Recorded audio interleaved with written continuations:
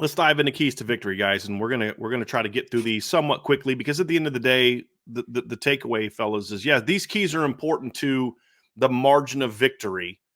Ultimately, at the end of the day, it's the stuff we talked about beforehand, and then things like winning the turnover battle, and there's field position is always important in a road game. Those things are always important. But let's talk about the offense. And guess what my number one key is, fellas? It's going to be starting fast. And again, I'm going to keep doing this until they actually start doing this with somewhat of regularity. We're now into year 3, Ryan, of you and I doing prediction shows together.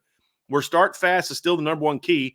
And I keep saying the caveat's going to be when this team shows that they can kind of do this regularly, I'm going to stop having it be my number one key. And guess what? They still haven't done it. This ties into majorly the earlier part that we were talking about. Is a fast start tells me that this team is coming into this game fired up. It's telling me that this team is coming in with the right mentality, because it won't be about execution as much as we're just going to come off. We're going to blow you off the ball. We're going to make plays. We're going to make our reads. We're going to make our catches. We're going to make our stops on defense. We're going to give our offense, good field position, and they're going to go punch it in again. I think this offense especially is incredibly important to this game, because the offense starting fast is going to have a much bigger impact on the defense than the defense having a good start. Because the defense, if I'm on Ryan, you played linebacker, all right? Let me ask you this. If you played linebacker at Notre Dame the last 2 years and you watched what your offense did the first 2 weeks, if your offense comes out the first couple drives and they're punting or selling for field goals, are you not going to have a little bit of a, here we go again, guess this is going to be on us, fellas? Yeah, you'd like for them not to have that mentality, but we're also human beings. I mean, that's the big thing too, is they need to have a fast start to not only give themselves confidence, to not only let Purdue know that this is going to be a long day, fellas. We're going to make you pay for what we did against Northern Illinois. But the other part, Ryan, I think the defense needs it. I think the defense needs to know that, hey, guys, it's not all on you anymore. Our bad. We got you. We should not be 1-1 when you give up 16 points. Yes, you needed to do this, this, and this, and this, but this is on us. I think it also sends a signal to your defense that, hey, we're going to be just fine, fellas. Let's rock and roll together as a team. Well, I think division could be created in a football team very easily if one side of the ball isn't holding up to the end of the bargain, right? Like if I have literally been on teams where our defense was great, our offense stunk, and we kind of disassociated ourselves with the offense a little bit because we're like, we're not on the same team right now. Like we're basically playing against each other at this point, right? So I think if you're a Notre Dame fan, this might be the biggest key that you want to see this weekend. Whether it's Riley Leonard, Steve Angeli, or anybody else at the quarterback position, you want this offense to get right. You want it to happen quickly, and you want it to roll throughout the rest of the game, because defensively, even in a rough game, even in a bad game, Notre Dame is still going to keep you in the game, typically defensively. Offensively, we have no confidence right now. Like, where is the pessimism coming from Notre Dame fans right now? It's that we have no answers offensively, and we have no idea if that's going to happen this year, next year, or anywhere into the future under Coach Freeman. So I want to see this team come out aggressive, because ultimately, if you let it rip and you're accurate with the football and you take some chances in the passing game, Notre Dame's way more athletic than Purdue is in the passing game. Way more athletic. If you hit the edges, they're way more athletic. But ultimately, it's going to start to, what is this coaching staff preaching this week? I have no idea what they're preaching, but I hope they're preaching that, guys, we're going to come out and be aggressive, and we're going to set the tone here, and we're going to make a statement. If that is, then I feel great. But if it comes out and it's methodical and it's slow and it's inside run and it's slides out of the backfield and it's hitches and it's that type of stagnation. It's what Marcus Freeman said, Ryan. Don't take any chances. We don't need you to be a playmaker. Do exactly what we tell you to do. If it's that same type of robotic offense, then we got a great defense. We can lean on them. This is what I keep telling people. This isn't a trestle ball problem. This is you're still a defensive coordinator problem. Yeah. That's the problem. And we'll see kind of how that goes. And I don't want to hear about, he clarified this, he clarified that. Guys, this is what the offense has been for 3 years. I don't need him to clarify by Thursday. what he meant from that. We know what he meant because we saw it with our own eyes. So what he says now is irrelevant. What do we always talk about? What do we always talk about in recruiting and anything else? Read the actions, not the words at the end of the day. I couldn't care less about what he said in a presser. I couldn't care less about what he clarified in a presser. I couldn't care less about any lip service that is out there from anybody. And honestly, you guys might not care about it from us either in our analysis, which is fine. But all we can talk about and all we can break down ultimately is what we see on Saturdays, right? And what I see on Saturdays is a defensive driven team that doesn't want to make any mistakes. And turnover margin is a big thing in football games. Absolutely, it is. There's no doubt about it. Usually, the team that turns the ball over less wins the football game more often than not. I think NFL teams this past weekend were 10-1 when they won the turnover margin, I think. So then obviously there are some teams that, just kind of split the difference. But either way, turnovers matter, but being aggressive is how you create explosive plays. Being aggressive is how you make opposing offenses turn the football over because then they start pressing and making mistakes because they're not built to be that type of team. So I hate the passiveness. I don't like the word methodical anymore. I want to see a team that's willing to make some mistakes because although, John Elway and Brett Favre and some of those guys, like they would throw a lot of interceptions at times, but also what they would do? Make a lot of big plays, buddy. A lot of huge plays. I want some risk. Give me some risk if I'm a Notre Dame fan. To tie into that too, guys, is kind of part two of the keys to victory is Notre Dame has to be a little bit more diverse, have to be a little bit more creative. They have to be a little bit more multiple with how they go at teams, right? I mean, one of the things we've seen is a very standard approach to how they line up and go at people. There hasn't been a lot. There, I actually thought they did a decent amount of this against A&M, where they get Jeremiah Love out of the backfield and create some matchups. I felt like they just kind of they were very basic against Northern Illinois. There was the pre-snap movement has been very okay, I know it's coming based on when the tight end's moving in this way. It's like, okay, this is what's coming. And Northern Illinois was pretty keyed into that. So was Texas A&M. So I want to see a little bit more pre-snap creativity that is designed towards getting your guys into matchups and take a page out of Northern Illinois' book. Not that you're going to go do all the stuff that they did, but hey, guys, and we've seen this from Mike Denbrock in the past. We saw this from Mike Denbrock in the spring and in fall camp, but be a little bit more creative with your personnel. Look, 11 personnel works great. It's probably be your number one personnel grouping, but you got to throw some other stuff at people to give them some other things to think about.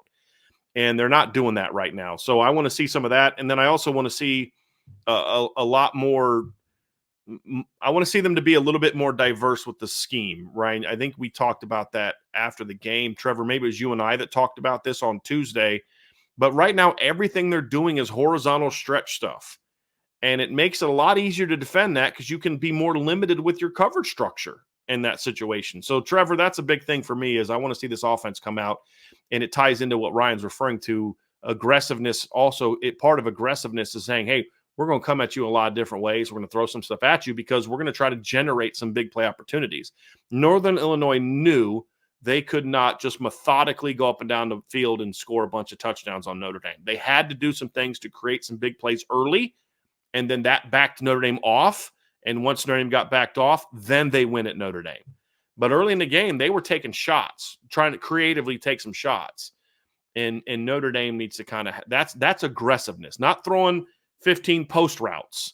It's doing things to create those big plays, and that's something Notre Dame has not really done a good job of so far this year, and that's something I want to see more of in this game.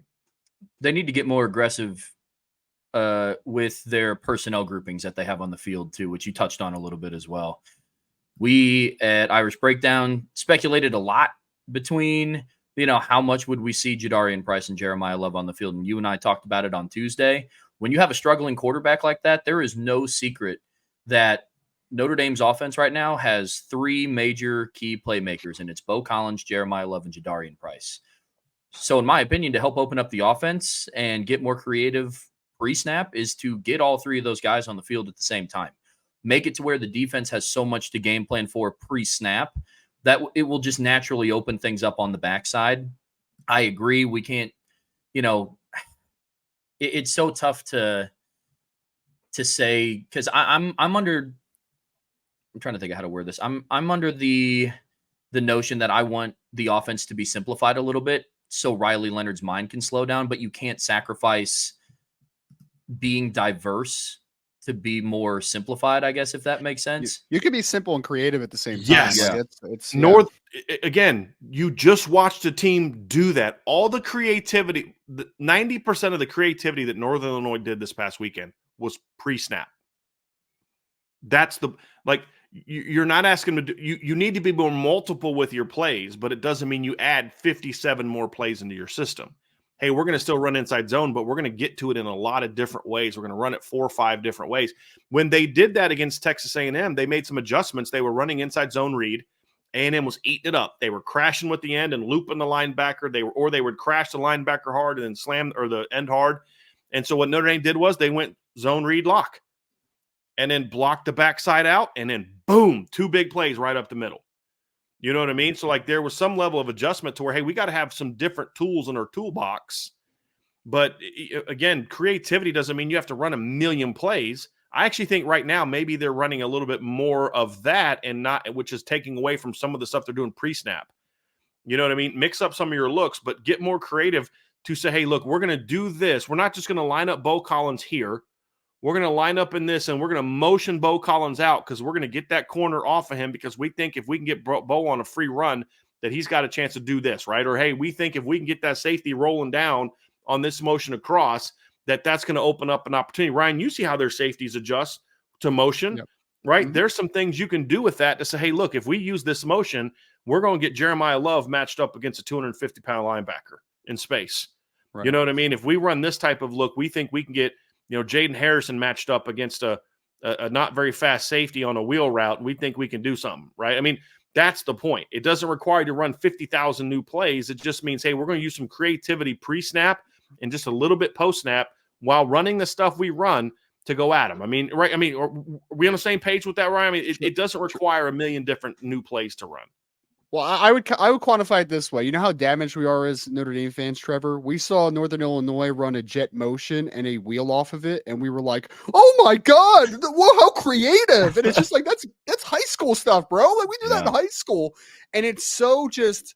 Again, I think that demonstrates how flat the Notre Dame's offense is, just from a creativity perspective, just like the basic level of creativity, because nothing that we've seen has been diverse from like a couple of the big plays that Notre Dame has given up. It's just ran well. Like Notre Dame's just they're not cohesive right now offensively, and they definitely aren't taking any chances at the end of the day. So yeah, you can still be true to your philosophy and also have some cool stuff off of it, right? Ultimately, you can, and it's frustrating that we haven't seen that at this point. It's frustrating. So let's go to key number 3, fellas, as we're going to keep rocking and rolling on this one. Key number 3 is you've got to be physical up front. I don't know, Ryan, I purposely did not have dominate up front because I don't know if this offensive line is in a position where they're going to dominate anyone right now. That's not a criticism. It's like, again, it's a true freshman at left tackle, a redshirt freshman at left guard, true redshirt sophomores redshirt, that's not a real thing, a true redshirt sophomore, a redshirt sophomore at center, right guard, and right tackle, and you're not a real big line. I think they can play at a high level, but I don't think this is a defense that I look at and say, boy, they're just going to blow 330-pound Cole Brevard off the ball, but they need to be physical up front. And it goes back to it's take a recipe from the A&M game. If you're physical and you get a body on a body, the one thing Purdue has, big and strong. One thing Purdue lacks on defense, speed. So if you can get a body on a body with your offensive line, your backs are going to go off. That's the big thing. So I just need this offensive line, Ryan. I don't need them to be world beaters. They don't need to look like 2017 O-line. They just have to be physical, compete, be physical. And here's a little caveat. Stop pulling jerseys, Ashton Craig. Please, for the love of God, please stop doing that because you should have about 8 holding penalties right now. You're better than that. But they just need to be physical, really, at the end of the day, Ryan. That's the big takeaway. If they're that, then I think Notre Dame's offense is going to roll. Because now if they're physical up front, to your point earlier, Ryan, now the speed becomes the talking point. You're not getting dominated up front. Your speed now becomes the determiner of success, and that's when Notre Dame will thrive, in my opinion. Well, Purdue's got one chunky interior defensive lineman that's like 340 pounds just about, but otherwise they're a bunch of tall dudes. I That's mean, Cole Brevard. That's who I was referring yeah, to. Like, you're just not going to Brevard, push the that guy Indiana off kid. the ball 5 Yeah. yards. It's just not going to Right. happen. But the rest of the defensive line is kind of tall and angular, right? Like Jeffrey Emba and Will Heltz, like they're 6'6" guys, and Jeffrey Emba is like verified at 6'6" even. Like he is a tall interior defensive lineman. First and foremost, just like the easy general technical stuff, you got to come out low and hard. Where the pad level matters, being able to move guys off the ball, blah blah blah blah blah. But at the end of the day, we know that even though Anthony Knapp has a couple games under his belt, even though Sam Pendleton and Emil Wagner have a couple games under their belt, they're still inexperienced offensive linemen at the end of the day. And when you're inexperienced, I always talk about it, but I want guys to make fast mistakes at the end of the day, because there's going to be a time where you take an improper angle, or maybe you didn't know exactly what the play call was, or there was an audible and you're a little bit off your game and you're a little bit just like technically just kind of all over the place in your mind. Just make it fast, brother. Like, just go make a play. I mean, at the end of the day, right? I thought Anthony Knapp has had some really good moments in week 2. I thought that he battled against Texas A&M, and I thought he had some good moments against Northern Illinois. I think the whole offensive line has had good moments over the last 2 weeks, but at the end of the day, this Purdue team, outside of the Thieneman kid at safety, who's an absolute stud, their defensive line is the best part of their defense by a landslide. Like, that is it. If Notre Dame's able to neutralize that team and just win reps, Notre Dame has a chance to have a big day offensively, because the defensive line, if you get past that first level, you have a chance to make a lot of plays. Because I'm not impressed by the corners. Again, Thienemann's a good player, but he's one safety. He's one player in the back 7 there.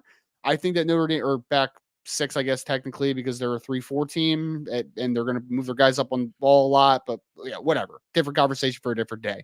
But I do think that they have a chance to make a lot of plays if they get to the second and third levels. It comes down to neutralizing the defensive line. Let's go into point 4, because it ties into that. Number 4, the key to this success is the pass game has to get going. They've got to attack the perimeter. They've got to create matchups where they get their best players against some of the not as good DBs. They've got a true freshman corner who's actually should still be a senior in high school. You've got to do things to make them think and to create ISOs. And then you've got to be willing to take some shots. I'm not someone who is a throw 15, 20 deep balls a game, but you've got to, early in the game, come out and be willing to show we're going to throw the ball down the field. You can't just come up and play 9, 10 guys within the first 5, 6 yards of the line of scrimmage. Those are all things that they're going to have to do, guys, is they're going to have some really good pass game. They're going to have to get the pass game going. They don't need to come out and throw for 350 yards, but the pass game has to be competent. You need at least like a 230 to 240 yard game where you come out, you're efficient, you make some plays down the field, and you let Purdue know, no, you can't just shut down our run game to win this football game. You're going to have to defend the entire field. 100%. Utilize the speed that you have at your skilled positions. That'd be my ask for helping to open up the passing game. And no, to your point, Brian, I'm not saying this is NCAA 25 and we're going to line up and run 4 verts 25 times this game, right? My ask is use pre-snap motion to create matchups, to get the Jaden Greathouses, the Chris Mitchells, the Bo Collins into space, right? Get the ball into the hands of your playmakers quickly. Look to get the tight ends involved early, and I think Notre Dame has a good chance at jumpstarting the passing game. I think they should also capitalize on throwing the ball on early downs as well, because if we're talking about a Purdue team that I do think brings a lot of, I don't want to call it exotic, but they bring different types of pressures, because they have a talented defensive line, but they also have Kydron Jenkins at middle linebacker now, who is a defensive end by trade and probably will be some type of edge player in whatever professional league he ends up playing in. They're going to move him around. They're going to blitz him from different spots. I do think the best way to stop pressure on early downs, especially when you're a run blitzing type of team, which they kind of are schematically, I do think that throwing on early downs, whether that's just getting the ball out quick and gaining 5 to 6, creating a couple explosives. But I think if Notre Dame is able to have some success throwing the ball on first down, or early downs, just in general, I do think that could kind of shock Purdue a little bit, because if I'm any team playing Notre Dame right now, I am like, dude, we're run blitzing on every first down, because they are going to run the ball every single first down. It's the most predictable thing of all time. So let's heat them up a little bit and try to get them in 2nd and 12, 2nd and 10, 2nd and 9. then I do think that Notre Dame should be able to open it up a little bit on early downs. 100%. Yeah, to look at what you were saying from a big picture, and you hit the nail on the head at the end there, is just win on first down. Don't get behind schedule. Don't put Riley Leonard in a position where he has to try to put on the Superman cape on 2nd and 9 to not stall a drive.